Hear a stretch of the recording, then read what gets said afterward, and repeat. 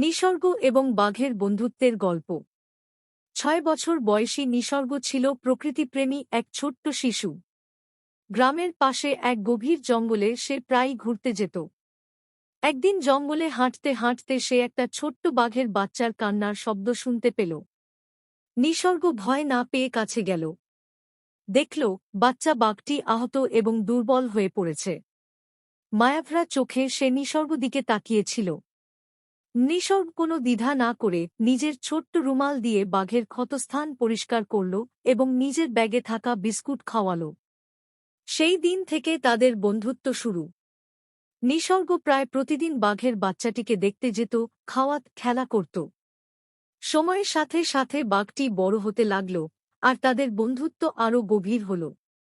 একদিন নিসর্গ জঙ্গলে খেলতে গিয়ে পথ হারিয়ে ফেলে। সন্ধ্যা ঘনিয়ে এলে ভয় পেয়ে কান্না শুরু করল। ঠিক তখনই ঝোপের আড়াল থেকে তার প্রিয় বাঘ বন্ধু বেরিয়ে এল। সে নিসর্গ চারপাশে ঘুরে তাকে সান্ত্বনা দিল, তারপর ধীরে ধীরে পথ দেখিয়ে তাকে বাড়ির কাছে নিয়ে এল। নিসর্গ পরিবার প্রথমে ভয় পেলেও বুঝতে পারল বাঘটি তার প্রকৃত বন্ধু। এরপর থেকে বাঘটি দূর থেকেই নিসর্গ পাহারা দিত।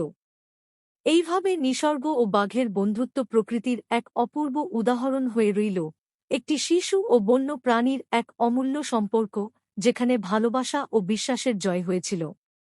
সকলের কাছে অনুরোধ, আমার চ্যানেলটি লাইক, কমেন্ট এবং সাবস্ক্রাইব করুন।